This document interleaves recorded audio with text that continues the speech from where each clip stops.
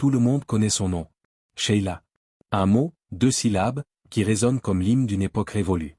Pour des millions de personnes, elle est l'éternelle petite fille de français moyen, l'idole yéyé avec ses couettes espiègles et ses jupes à carreaux, chantant l'école est finie.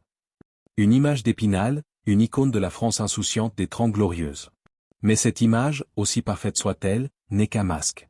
Un masque scintillant conçu pour cacher une réalité bien plus sombre. Car derrière les disques d'or, les couvertures de magazines et les sourires de façade, se cache une vie de tragédie silencieuse, d'humiliation publique et de douleurs insupportables. Pendant plus de 60 ans, le public a senti, a deviné, que quelque chose ne tournait pas rond. Nous avons tous eu des soupçons. Nous soupçonnions que la poupée souriante était une marionnette exploitée. Nous soupçonnions que le mariage de conte de fées était un mensonge médiatique. Nous soupçonnions que la rumeur la plus cruelle jamais lancée contre une artiste avait laissé des cicatrices indélébiles. Et nous soupçonnions que la perte de son unique enfant était une tragédie dont elle ne se remettrait jamais vraiment. Aujourd'hui, à 79 ans, Annie Chancel, la femme derrière le mythe Sheila, n'a plus besoin de se cacher. Avec le temps, les interviews et ses propres écrits, elle a fini par lever le voile. Elle admet enfin la vérité. La vérité sur l'exploitation, sur les amours ratés, sur cette rumeur infâme, et sur la douleur dévastatrice de la perte de son fils. Ce que nous soupçonnions était vrai. Et la réalité est encore plus déchirante que nous n'aurions pu l'imaginer. Restez avec nous pour découvrir l'histoire bouleversante de Sheila, la vraie. C'est une histoire de survie. Si vous pensez connaître cette icône, préparez-vous à être surpris. Et si ce voyage dans la vie d'une légende vous touche, nous vous serions infiniment reconnaissants de nous le faire savoir en cliquant sur le bouton j'aime. C'est un petit clic pour vous, mais un soutien immense pour notre travail. Pour comprendre la tempête, il faut d'abord regarder le calme qui l'a précédé. Nous sommes le 16 août 1945, à Créteil. La France pense à peine les plaies de la Seconde Guerre mondiale. C'est dans cette banlieue parisienne, encore empreinte des difficultés de l'après-guerre, que naît Annie Chancel. Sa famille est l'incarnation de la modestie. On est loin, très loin, du futur glamour des plateaux de télévision. Son père, André Chancel, et sa mère, Micheline, ne roulent pas sur l'or. Ils tiennent un étal de confiserie sur les marchés. L'enfance d'Annie sent le sucre d'orge, la barbe à papa et le bitume des allées du marché, par tous les temps. C'est une enfance simple, travailleuse. La petite Annie, dès qu'elle est en âge de le faire, aide ses parents. Elle est là, sur les marchés de la banlieue sud, à vendre des bonbons. Elle voit la France populaire, celle qui se lève tôt et qui compte ses sous. Cette expérience va forger son caractère d'une manière indélébile.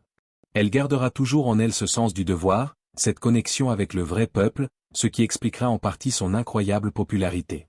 Au départ, la musique n'est pas une évidence. Ses rêves d'enfant sont bien plus visuels. La petite Annie ne rêve pas de micro, elle rêve de projecteur, oui, mais sous un chapiteau. Elle veut devenir artiste de cirque. Elle est fascinée par les acrobates, les funambules.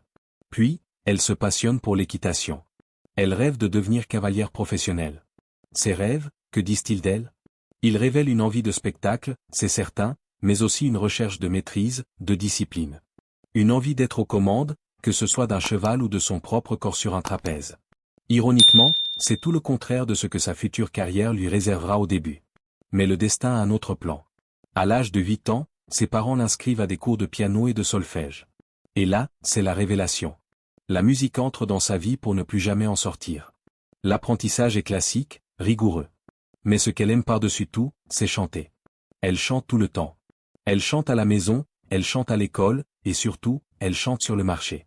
Tout en vendant ses confiseries, Annie chante. Elle reprend les succès qu'elle entend à la radio. Sa voix est claire, pure, juste. Si juste et si constante que les autres commerçants et les clients finissent par lui donner un surnom affectueux, Radio. Imaginez la scène. Les années 50. Un marché de banlieue animé. Et cette jeune adolescente, au milieu des étals de fruits et de légumes, dont la voix s'élève, couvrant presque le brouhaha. Les gens s'arrêtent, sourient. Ils ne le savent pas encore, mais ils assistent aux toutes premières représentations de celle qui deviendra l'une des plus grandes vendeuses de disques de l'histoire de France. Elle grandit. L'adolescence arrive. La raison l'emporte sur la passion. Ou du moins, elle essaie. Consciencieuse, elle entame des études de comptabilité. Un métier sérieux, un métier sûr. Mais le virus de la musique est trop fort. Le week-end, la comptable en herbe se transforme. Au tout début des années 1960, la vague du rock'n'roll déferle sur la France. Johnny Hallyday, Eddie Mitchell et les autres ont ouvert la brèche. Annie, comme toute sa génération, est électrisée. Elle ne veut plus seulement chanter des airs de radio, elle veut chanter cette musique. Elle rejoint un groupe de rock amateur. Un nom typique de l'époque, les Guitar Brothers. Elle devient la chanteuse de ce petit groupe qui écume les salles des fêtes et les brasseries de la région parisienne. C'est là que sa vie va basculer. Nous sommes en 1962. Annie a 17 ans. Un soir, alors qu'elle se produit avec son groupe, un homme est dans la salle. Il n'est pas venu pour la bière ou pour danser. Il est venu pour écouter. Cet homme, c'est Claude Carrère. Claude Carrère n'est pas n'importe qui. C'est un jeune producteur, auteur-compositeur, mais surtout, c'est un homme d'affaires à l'ambition dévorante et au flair redoutable. Il a compris avant tout le monde le potentiel commercial de la vague yéyé. Il cherche sa poule aux œufs d'or. Et ce soir-là, en voyant cette jeune fille à la voix si claire et à l'énergie si pure, il sait qu'il l'a trouvée. Il l'aborde. Il est charismatique, persuasif. Il parle aux parents d'Annie, les modestes vendeurs de bonbons. Il leur fait miroiter un avenir radieux pour leur fille. La gloire, l'argent, le succès. Pour ces gens simples, c'est un tourbillon. Eux qui n'ont connu que le dur labeur des marchés, voient cet homme élégant leur promettre la lune. Ils signent. Ils signent un contrat d'exclusivité totale. Un contrat qui lie Annie Chancel à Claude Carrère. Un contrat, diront certains, qui s'apparente à un pacte avec le diable. Annie est mineure. Ses parents ont signé pour elle. Elle ne le sait pas encore, mais elle vient de mettre sa vie, sa carrière et même son identité entre les mains d'un seul homme. La première décision de Carrère est radicale. Annie Chancel, ça ne sonne pas. Ce n'est pas glamour, ce n'est pas yéyé. Il faut un nom de scène. Un nom qui claque. Il s'inspire d'un succès américain du moment, une chanson de Tomiro qui cartonne, Sheila. C'est court, c'est moderne, c'est international. C'est parfait. En un instant, Annie Chancel disparaît. Sheila est née. Carrère ne perd pas de temps. Il est un Pygmalion, mais un Pygmalion industriel. Il fabrique son artiste de A à Z. Il lui écrit ses premières chansons, ou les adapte de succès américains. Et très vite, il trouve le filon. Il comprend qu'il ne doit pas seulement vendre une voix, il doit vendre une image. Quelle image? Celle de la lycéenne parfaite. La petite fiancée de la France. Il lui impose un look qui deviendra légendaire, les couettes. 2 couettes impeccables, nouées par des rubans. La jupe écossaise, sage, juste au-dessus du genou. Les chaussettes blanches. L'uniforme de l'écolière idéale. Et en novembre 1962, la machine est lancée. Le premier 45 tours sort. La chanson s'appelle Sheila. Mais c'est le deuxième disque, sorti en 1963, qui va tout faire exploser. Cette chanson, vous la connaissez tous. 4 mots. L'école est finie. C'est un raz-de-marée. Un tsunami culturel. La chanson devient l'hymne de toute une génération. Elle se vend à plus d'1,5 million d'exemplaires. Un chiffre astronomique pour l'époque. Du jour au lendemain, Sheila n'est plus la petite chanteuse de Créteil. Elle est l'idole de la France. Les tubes s'enchaînent à une vitesse folle. Pendant les vacances, première surprise partie, vous les copains, je ne vous oublierai jamais. Chaque chanson est un succès. Sheila est partout. En couverture de Salut les copains, à la radio, à la télévision. Elle devient un phénomène de société. Mais derrière cette success story éblouissante, la réalité est glaciale. Ce que le public ne voit pas, c'est que Sheila n'est pas une artiste. C'est un produit. Claude Carrère est un gestionnaire de génie, mais aussi un tyran.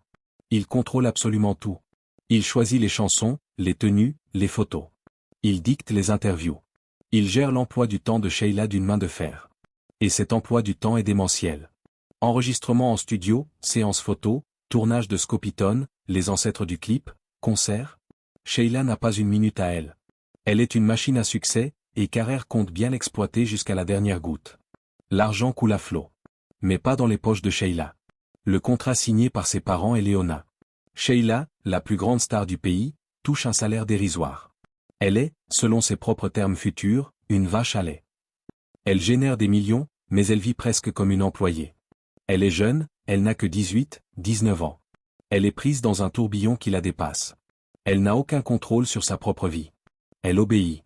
Si vous avez été témoin de cette époque, si vous avez acheté ces disques, vous souvenez-vous de cette ferveur? Dites-le nous dans les commentaires. C'est fascinant de voir comment cette image a pu être si forte. Cette pression est inhumaine. Et le corps de la jeune femme va bientôt lâcher.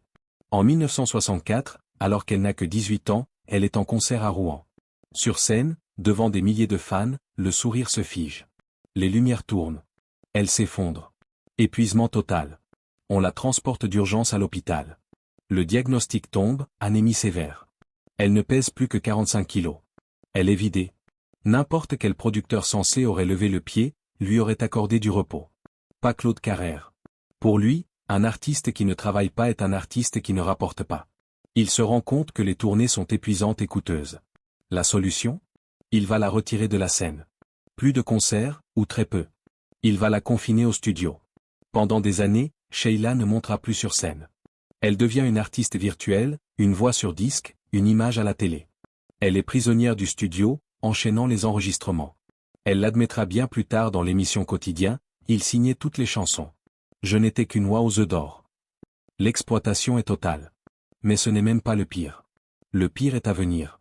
Car pour maintenir l'intérêt, pour faire parler, certains sont prêts à tout. Y compris à lancer la rumeur la plus destructrice qui soit. Nous sommes au milieu des années 60. Sheila est au sommet. Mais son absence de la scène commence à faire jaser. Et puis, il y a ce traitement médical. Suite à son effondrement, on lui prescrit un traitement hormonal pour soigner son anémie et ses problèmes de santé. Ce traitement a un effet secondaire, sa voix, si claire et si juvénile, devient légèrement plus grave. C'est un changement subtil, mais perceptible. C'est alors qu'une rumeur commence à enfler. Une rumeur insidieuse, abjecte. D'où vient-elle? Sheila elle-même a pointé du doigt son entourage professionnel, peut-être même Carrère lui-même. Une rumeur lancée comme un coup de pub morbide, qui aurait totalement échappé à son contrôle. La rumeur est la suivante, Sheila n'est pas une femme. C'est un homme. Aujourd'hui, à l'ère d'Internet, nous sommes habitués aux fake news. Mais imaginez la France de 1964. Une France encore conservatrice, où ces sujets sont tabous, scandaleux. La rumeur se répand comme une traînée de poudre. Elle n'est pas chuchotée, elle est imprimée. Des journaux à scandale, comme France Dimanche, s'emparent de l'affaire. On analyse son apparence. Sa pomme d'Adam, jugée trop saillante. Sa nouvelle voix, trop grave. Son absence de la scène? La preuve qu'elle cache quelque chose. On dit qu'elle est un jeune homme nommé Léo. Pour la jeune femme qu'est Annie Chancel, c'est un cauchemar éveillé. Ce n'est pas seulement sa carrière qui est attaquée, c'est son identité la plus profonde. C'est sa féminité qui est niée, traînée dans la boue, moquée.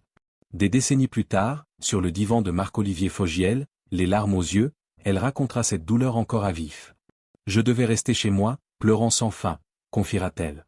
Me demandant, que faire maintenant? La blessure n'est pas que personnelle. Elle est familiale. Mes parents n'osaient plus sortir, a-t-elle raconté. Ils avaient peur d'affronter le regard des gens, les chuchotements, les moqueries. Imaginez la douleur de ces vendeurs de bonbons, si fiers de leur fille, soudainement confrontés à l'ignominie. Cette rumeur va la hanter. Elle va la poursuivre comme une ombre maléfique pendant des années, des décennies. Elle a beau être une artiste adulée, elle est aussi devenue, pour certains, un phénomène de foire. Et le plus terrible, c'est que cette rumeur ne va pas s'éteindre avec le temps. Elle va muter. Elle va devenir encore plus monstrueuse. Car Sheila, la vraie femme, tombe amoureuse. Au début des années 70, elle rencontre Guy Bel, un autre chanteur de l'écurie Carrère, connu sous le nom de Ringo. L'histoire est belle. Ils sont jeunes, beaux, ils chantent en duo. Leur chanson Les Gondoles à Venise devient le symbole de leur amour. Le 13 février 1973, ils se marient. C'est l'événement médiatique de l'année. Des milliers de fans se pressent pour voir le couple idole. C'est un mariage de conte de fées, du moins en apparence. Et en 1975, le bonheur semble complet. Sheila tombe enceinte. Elle donne naissance à un fils, Ludovic. Logiquement, cette naissance aurait dû mettre fin, une bonne fois pour toutes, à la rumeur infâme. N'est-ce pas? C'est tout le contraire. La machine à rumeurs, dans un élan de cruauté inouïe, s'emballe à nouveau. La grossesse? C'est faux. On l'accuse d'avoir porté un faux ventre. L'accouchement? Une mise en scène. On accuse les sages-femmes de l'hôpital d'avoir été payées pour mentir. Le bébé? Ce n'est pas le sien. On prétend qu'elle l'a adopté en Suisse. La haine et la bêtise atteignent des sommets. Sheila, jeune maman, doit affronter cela. Elle racontera, ils m'ont demandé combien j'avais payé pour dire que l'enfant était le mien. Comment ne pas être blessé par cela? Ça a détruit ma vie. C'est une blessure qui ne se refermera jamais. C'est le premier grand drame de sa vie, la première cicatrice profonde. Ce que nous soupçonnions, cette douleur cachée, était une torture psychologique constante. Si vous aussi, vous trouvez cette histoire révoltante, et si vous admirez la force qu'il lui a fallu pour continuer, merci de nous laisser un petit j'aime s'il vous plaît. C'est un geste de soutien pour elle, et pour nous. Mais la vie de Sheila n'est pas seulement une tragédie. C'est aussi une histoire de réinvention. Alors que sa vie personnelle est un chaos, elle va réussir un des plus grands comebacks de la musique française. Nous sommes à la fin des années 1970. L'ère yéyé est morte et enterrée. Les couettes et les jupes écossaises sont devenues ringardes. La musique a changé. C'est l'avènement du disco. Sheila, comme beaucoup d'artistes de sa génération, est à un tournant. Soit elle s'adapte, soit elle disparaît. Et c'est là qu'elle va prouver qu'elle est bien plus qu'une marionnette. Elle sent le vent tourner. Elle veut changer. Elle veut évoluer. Elle se sépare artistiquement de Claude Carrère, même si le divorce professionnel complet sera long et complexe. Elle veut prendre son destin en main. Elle fait un pari fou. Elle part aux États-Unis. Elle veut travailler avec les meilleurs. Et les meilleurs de l'époque, les rois du disco, c'est le groupe Chic. Elle parvient à rencontrer Neil Rogers et Bernard Edwards, le duo de génie derrière Chic, les producteurs de Le Fric. Au début, ils sont sceptiques. Sheila, la chanteuse de l'école est finie? Ils n'y croient pas. Mais elle insiste. Elle a une vision. Elle veut un son moderne, international. Finalement, ils acceptent le défi. En 1979, le résultat est là. C'est l'album Spacé. Et c'est une révolution. Fini l'écolière. Le public découvre une nouvelle Sheila. Une femme glamour, sophistiquée, sexy. Une femme qui chante en anglais, sur une production funk et disco ultra-moderne. La ligne de base de Spacé est aujourd'hui encore un classique mondial. L'album est un triomphe. Mais pas seulement en France. Il se vend à plus de 5 millions d'exemplaires dans le monde entier. Spacé est un tube planétaire. Elle s'impose sur la scène musicale mondiale. Elle est la première artiste française à réussir ce crossover de manière aussi spectaculaire. C'est une revanche éclatante. Une revanche sur ceux qui la croyaient finie. Une revanche sur ceux qui la cantonnaient à son image de yéyé. Et une revanche sur ceux qui niaient sa féminité. La voilà, plus femme, plus puissante et plus populaire que jamais. Cette collaboration avec Neil Rogers ne sera pas qu'une simple parenthèse professionnelle. Ce sera le début d'une amitié indéfectible. Une amitié qui dure encore aujourd'hui. Elle confiera un jour aux Parisiens, « Nous ne nous sommes jamais séparés, il a pleuré lorsque nous avons terminé Spacé et a dit, elle a changé ma vie. » Mais en réalité, c'est aussi lui qui a changé la mienne. Cette amitié pure, fondée sur le respect artistique, sera l'un des piliers de sa vie. Un havre de paix dans un océan de tourments. Car si la carrière de Sheila est relancée de manière spectaculaire, sa vie privée, elle, est sur le point de s'effondrer. Le conte de fées avec Ringo n'était qu'une façade. Le couple Sheila et Ringo était une pure création médiatique. Une aubaine pour Claude Carrère, qui gérait leurs deux carrières. Mais en coulisses, l'ambiance n'était pas aux gondoles à Venise. Leur mariage, célébré en grande pompe en 1973, bat de l'aile depuis longtemps. Les rumeurs parlent d'un Ringo plus intéressé par la fête et une vie facile que par ses responsabilités de mari et de père. En 1979, l'année même du triomphe de Spacé, le couple explose. Ils annoncent leur divorce.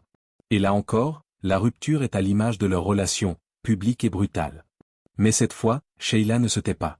Elle parle. Et ses mots sont froids comme l'acier.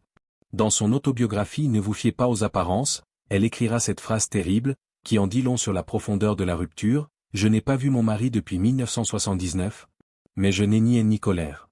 Je n'ai simplement plus rien à lui dire. » Plus rien à lui dire. La fin d'un amour? Ou la fin d'un arrangement commercial? La vérité est sans doute entre les deux. Ce qui est certain, c'est que ce divorce la laisse seule. Seule avec un jeune fils, Ludovic, qui va devenir le centre de sa vie, mais aussi, tragiquement, l'épicentre de sa plus grande douleur. Cette période de sa vie est un paradoxe total. Elle est au sommet de sa gloire internationale, mais sa vie de femme est un champ de ruines. Le cœur brisé, elle doit continuer à briller sous les projecteurs. C'est une épreuve de plus. Et ce n'est que le début. Après le tumulte Ringo, Sheila cherche la stabilité. Elle la trouvera, pendant un temps, dans les bras d'un autre homme. Un homme qui, contrairement à Ringo, restera dans l'ombre, Yves Martin. Elle le rencontre au début des années 80. Il est lui-même chanteur et producteur. Il va devenir bien plus que son compagnon. Il devient son partenaire de vie, son collaborateur, son rock. C'est avec lui qu'elle va traverser les décennies suivantes. Il va l'aider à produire sa musique, à évoluer encore. Leur relation est l'antithèse de son mariage avec Ringo. Elle est discrète, solide, profonde. C'est un amour mature, loin du tapage médiatique. Pour la première fois peut-être, Annie Chancel trouve un équilibre. Mais le destin, décidément cruel avec elle, n'en a pas fini. Le bonheur ne sera pas éternel. En 2016, la vie bascule à nouveau. Yves Martin est victime d'un, puis de 2 AVC consécutifs. Les séquelles sont lourdes, irréversibles. L'homme de sa vie se retrouve dépendant, diminué. Il doit être placé dans une maison de retraite spécialisée. Pour Sheila, c'est un nouveau drame. Mais elle ne l'abandonne pas. Elle devient, en plus d'être une artiste, une soignante. Une compagne dévouée qui reste à ses côtés jusqu'au bout, dans la maladie et la souffrance. Elle racontera cette période avec une pudeur immense. Ce fut une période difficile, mais je ne l'ai jamais abandonnée. Il fut une part importante de ma vie et je chérirai toujours cela. Yves Martin décédera en 2021. Sheila perd l'homme qui avait été son pilier pendant près de 40 ans. Elle est à nouveau seule. Mais cette perte, aussi douloureuse soit-elle, sera éclipsée par une tragédie bien plus grande. Une tragédie qui défie l'ordre naturel des choses. La perte de son enfant. Si vous êtes toujours avec nous, nous tenons à vous remercier pour votre attention. Cette histoire est dense et chargée d'émotions. Si vous souhaitez ne pas manquer nos prochaines histoires, nous vous invitons très poliment à vous abonner à notre chaîne. Ce serait un honneur de vous compter parmi nos abonnés. Pour comprendre le drame de la vie de Sheila, il faut comprendre sa relation avec son fils, Ludovic Chancel. C'est le cœur nucléaire de sa souffrance. Ludovic est né en 1975. Le fils de. Dès sa naissance, il est un personnage public. L'enfant du couple le plus célèbre de France. Mais comme nous l'avons vu, il est aussi l'enfant de la rumeur, celui dont on a mis en doute l'existence même. Quel terrible fardeau pour commencer une vie. Le divorce de ses parents, alors qu'il n'a que 4 ans, est la première fêlure.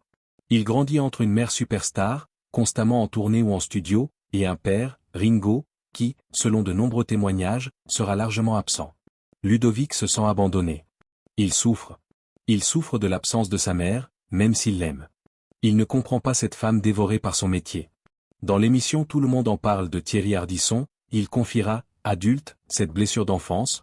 Quand j'étais petit, je ne comprenais pas pourquoi ma mère travaillait autant. J'avais l'impression qu'elle ne me montrait pas assez d'affection. Il grandit dans l'ombre écrasante de sa mère. Il essaie de trouver sa propre voie. Il tente la musique, sans succès. Il était et restera le fils de Sheila. Une étiquette impossible à décoller. Sa souffrance, il va l'exprimer d'une manière destructrice. Il tombe dans la drogue. Très jeune. La cocaïne, puis d'autres substances. C'est une spirale infernale qui commence. La relation avec sa mère devient explosive. C'est un mélange toxique d'amour fusionnel et de reproches amers. Ludovic lui en veut. Il lui en veut pour ses absences, pour cette célébrité qu'il a, selon lui, empêché de vivre. En 2005, il publie une autobiographie au titre provocateur, Fils de. Un livre à charge contre sa mère. Il y déballe tout. Son mal-être, ses addictions, ses reproches. Pour Sheila, c'est une trahison publique. Une humiliation de plus. La relation se brise. Ils ne se parleront plus pendant des années. C'est la guerre, par médias interposés. Pourtant, sous la colère, l'amour est toujours là. En 2015, Ludovic, comme apaisé, poste un message d'anniversaire touchant pour sa mère sur Facebook. Un message qui sonne comme une main tendue. Elle sera toujours ma maman? Je veux juste finir par quelques mots, je t'aime maman. La réconciliation est-elle possible? On veut y croire. Sheila aussi. Mais le destin va frapper. De la manière la plus brutale qui soit. Dans la nuit du 7 au 8 juillet 2017, tout bascule. Ludovic Chancel est retrouvé inanimé à son domicile. Il a absorbé une dose massive de barbiturique et de cocaïne. Une overdose? On le transporte à l'hôpital. Il est en coma profond. Sheila, prévenue, se précipite à son chevet. Elle est là, tenant la main de ce fils avec qui les relations ont été si compliquées. Elle veille sur lui, espérant un miracle qui ne viendra pas. Ludovic Chancel s'éteint à l'âge de 42 ans. Pour Sheila, le monde s'arrête. C'est l'horreur absolue. La douleur inimaginable pour une mère, survivre à son unique enfant. C'est une tragédie qui vient clore une relation marquée par l'incompréhension, les non-dits, l'amour et la souffrance. La culpabilité, forcément, se mêle au chagrin. Aurait-elle pu faire plus? Aurait-elle dû voir? Ces questions la hanteront à jamais. Peu de temps après, elle confiera, la voix brisée, « Dès que je parle, j'ai l'impression que Ludo est encore près de moi. Je le sens. Après une telle tragédie, il faut rester fort. Il ne voudrait pas me voir m'effondrer. » Cette perte, c'est ce que nous soupçonnions être sa plus grande faille. C'est le drame de trop. Après l'exploitation, après la rumeur, après les amours déçus, voici la perte irréparable. Comment se relève-t-on de cela? C'est ici que l'histoire de Sheila cesse d'être une tragédie pour devenir une leçon de résilience. Aujourd'hui, Annie Chancel a 79 ans. Elle a tout connu. La gloire la plus éclatante et les abysses du désespoir. Elle a été exploitée, trahi, humilié publiquement, et a fait face à la mort de son compagnon et de son fils. Et pourtant, elle est toujours là. L'admission finale, ce que nous soupçonnions et qu'elle admet enfin, ce n'est pas un secret croustillant. C'est quelque chose de bien plus profond. C'est l'admission que l'image de la petite fille insouciante était un mensonge. C'est l'admission que sa vie a été une lutte permanente. C'est l'admission que derrière chaque sourire sous les projecteurs, il y avait, bien souvent, des larmes en coulisses. Son 27e album, sorti en 2021, s'appelle Venu d'ailleurs. C'est l'album de la vérité. Elle y chante sa vie. Elle y parle de son fils, de ses amours, de cette rumeur. Elle ne cache plus rien. La chanson Cheval d'Ambre est une lettre poignante à Ludovic. La rumeur revient sur cette blessure qui a failli la détruire. À 79 ans, Sheila n'est plus la poupée de Claude Carrère. Elle n'est plus l'icône yéyé. Elle est Annie. Une femme, une mère endeuillée, une artiste complète, et surtout, une survivante. Elle a trouvé une forme de paix. Pas l'oubli, jamais. Mais une force pour continuer. Elle continue de monter sur scène, non pas par obligation, mais par passion. Pour son public, celui qui ne l'a jamais lâché. Et peut-être aussi pour son fils, pour lui montrer qu'elle ne s'effondre pas. Sa croyance en la réincarnation, comme elle l'a admis, l'aide beaucoup. L'idée que ce n'est pas une fin. L'histoire de Sheila, c'est l'histoire d'une résilience hors du commun. C'est la preuve que même face à une adversité accablante, on peut se relever et continuer de briller. L'héritage qu'elle laissera n'est pas seulement l'école est finie ou se passer. Son véritable héritage, c'est cette force de caractère. C'est d'avoir survécu à 60 ans d'une industrie musicale impitoyable et d'une vie personnelle semée de drames, pour se tenir encore debout, digne et en pleine lumière. Ce que nous soupçonnions, c'était sa fragilité. Ce qu'elle nous a prouvé, c'est sa force indestructible. Merci infiniment de nous avoir rejoints pour ce voyage dans la vie de cette femme complexe et admirable. Si cette histoire vous a touché ou vous a fait réfléchir, n'oubliez pas de vous abonner à notre chaîne pour ne pas manquer nos prochains portraits. Nous serions honorés de vous compter parmi nous. Prenez soin de vous, et à très bientôt. Et surtout, n'oubliez pas de nous laisser un j'aime s'il vous plaît. Votre soutien est notre plus belle récompense.